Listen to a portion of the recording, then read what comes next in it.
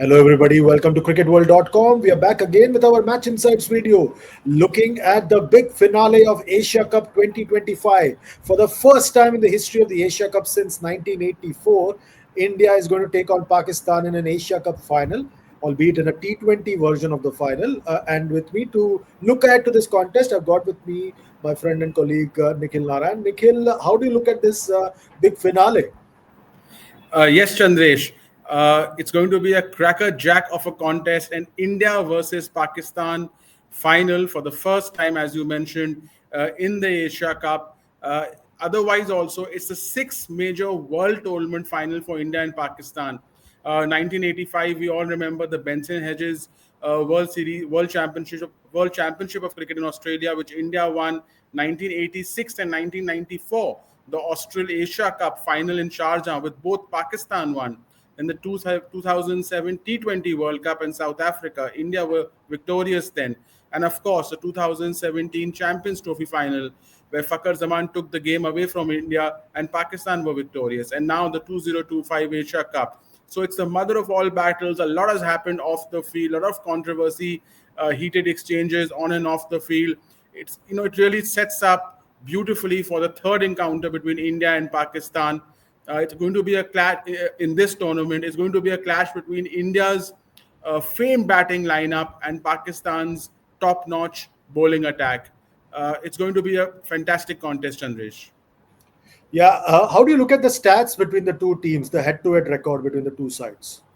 If you look at the head-to-head, Chandresh, India has dominated all the way in this format. 15 matches the two teams have played, and it's 12-3 to India. So, they've really dominated Pakistan in almost all major ICC events and all major world tournaments. So there's no rivalry as such if you only see the head-to-head record In this format. in this format. Yes, sure, yeah. And when you look at the stats at the Dubai Stadium where the final is going to be played, how does that look when you have a closer look at it? Yes, so the 28 T20Is played at the Dubai International Stadium since 2022. The team batting first has a marginal advantage, winning 15. The team batting second has won 13. Yet there's a chasing bias amongst captains who win the toss. They've elected to field 25 out of 28 times. So that's a massive chasing bias. The average score batting first is 153. The Pacers have a better strike rate around 16, but the spinners have been more restrictive with an economy of around 6.8 as compared to the Pacers, who have an economy of around 8. So overall, a fantastic pitch, as we saw, between the India and Sri Lanka match. It had something for everyone, for the Pacers, for the spinners. The ball was coming onto the bat. Both teams scored above 200. So, the wicket ideally should be like the one between India and Sri Lanka, and then we can expect a humding of a contest between India and Pakistan. Okay, we've looked at that. But if there's one player who's really dominated the tournament, it is India's Abhishek Sharma, hasn't he? He's really done well with the bat. Absolutely. The batter of the tournament so far, the number one T20I batter in the world, leading scorer in the tournament with 309 runs in six matches at a strike rate of almost 205. That is just mind boggling. Last three matches, 350s, extremely consistent given the way he bats. Player of the match versus Pakistan in the Super 4 and against Bangladesh in the Super 4, striking at almost 200 and around 221 in the power play in this Asia Cup. He's really revolutionized how to bat in the power play since he took off in that 2024 Indian Premier League, Chandresh. So Abhishek Sharma, for me, the key for India at the top of the order. He's been clicking in every match, so India won't want to jinx that. But the law of averages will play out. For India's sake, it should not happen in the final. So Abhishek Sharma, very, very vital for India at the top of the order. Yeah, who are the other key players from the Indian side that we should watch out for? Jasprit Bumrah did not play the match against Sri Lanka. I think he is key. I mean, no introduction needed, no stats needed for Jasprit Bumrah. 5 wickets in 4 matches, economy of 7.3 in this Asia Cup. Overall, 94 wickets in 73 T20Is, strike rate 17, economy of 6.3. Brilliant economy in the power play of around 6. Jasprit Bumrah will be key. Even in the match against Sri Lanka, if Jasprit Bumrah was there, India could have won that match by 20-25 runs. He's absolutely brilliant in the death and in the power plays. Very, very rarely do we see Jasprit Bumrah go for above 7, 8 and over. So Jasprit Bumrah will be key for India. It will be interesting to see how they use them. Usually in this tournament, India has used 3+1, 3 in the power play and 1 in the death overs. But we might just see, given it's a final, a 2 in the power play and 2 in the death overs for Bumrah. The third key bowler for India, player for India for me will be Kuldeep Yadav. By far the bowler of the tournament at the peak of his prowess, highest wicket taker of the competition, 13 wickets, average of 9.8, economy of 6. Even against Sri Lanka, when Pathum Nasanka was going rampage, all guns blazing, he controlled the flow of runs. gave just 31 runs in 4 overs. Most opposition batters, as we discussed, are not reading him off the hand. Kuldeep Yadav for me will be the trump card with the ball, apart from Jasprit Bumrah. But there's a big scare for India before the final with Hardik Pandya not being fully fit.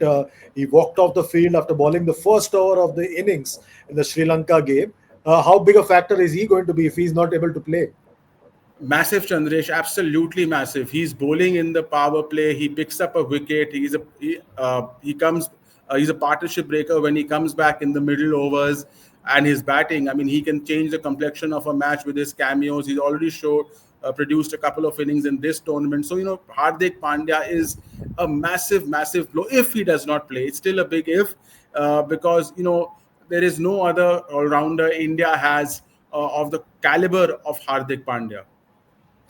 Yeah, on the other side, Pakistan have got a few things going for them now with Shaheen Afridi striking with the ball and also with the bat. Absolutely, Chandresh. Shaheen Afridi, 3 wickets in his last two outings. Him coming back into form with the new ball is the biggest positive for Pakistan in the Super Fours versus Sri Lanka and versus Bangladesh, rising to the occasion where it mattered most.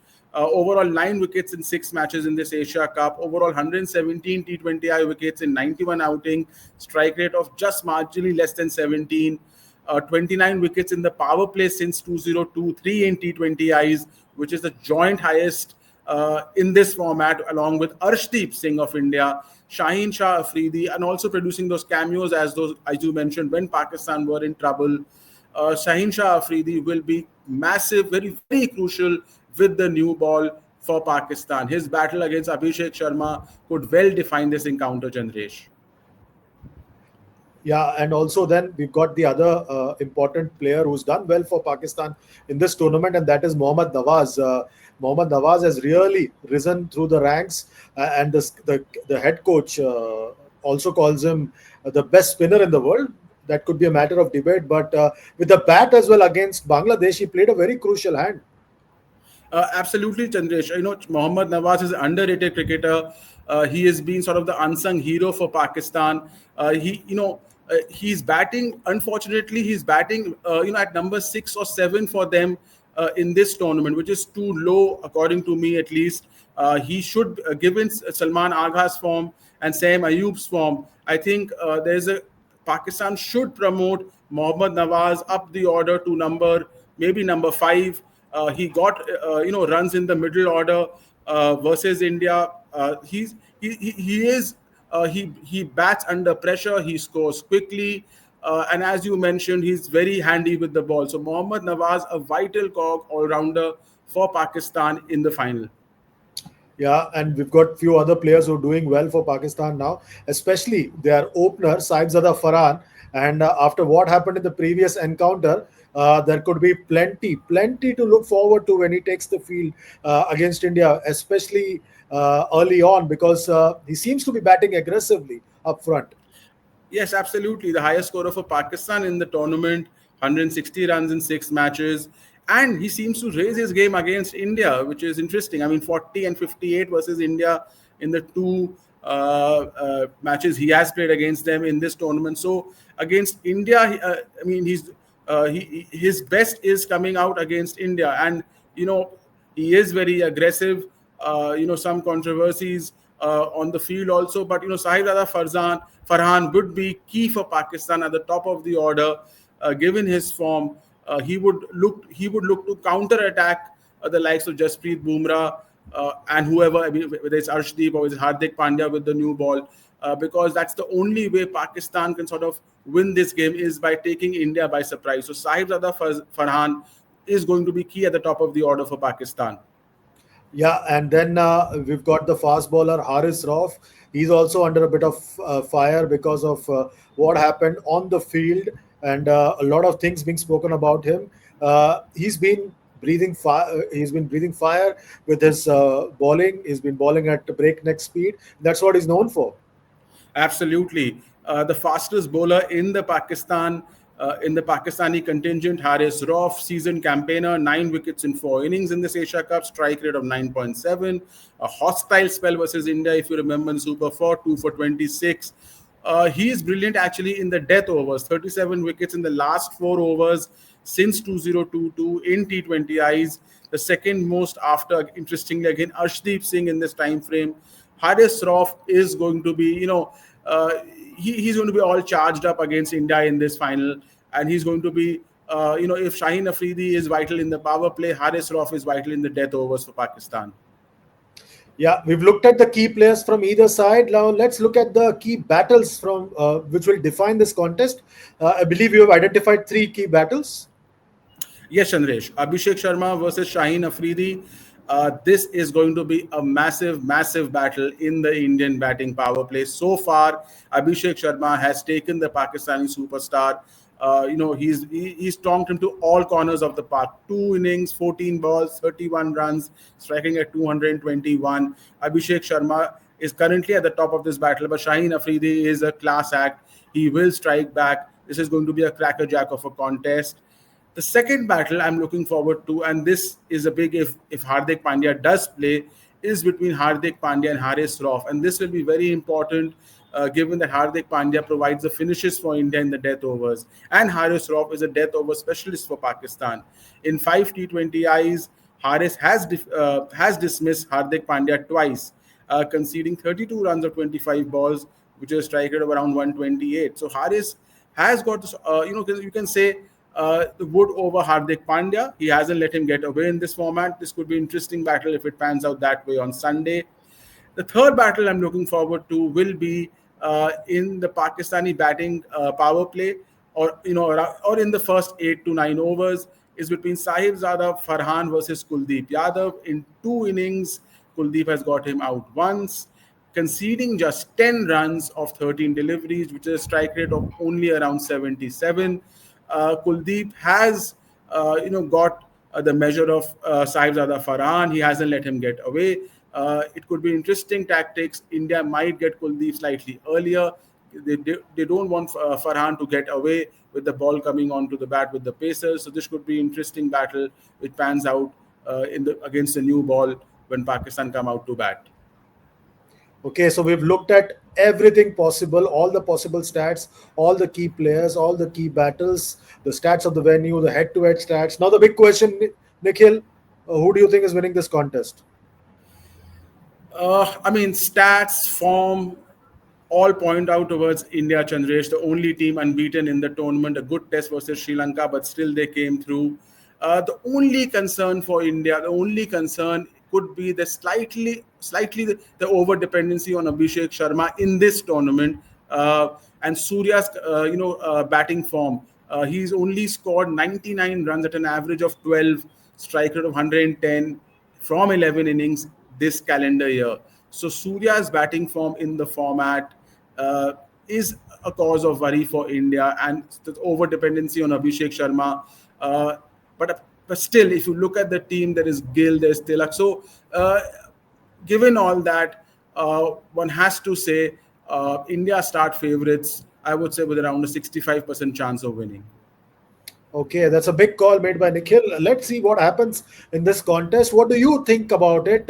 If you're watching us on cricketworld.com, remember, whichever platform you're watching us, you can like, share, subscribe, and comment on the videos, and let us know your views. That's it for now. We'll be back again soon, hopefully, with a review of the final. Till then, take good care of yourselves. It's goodbye and God bless from both Nikhil and myself.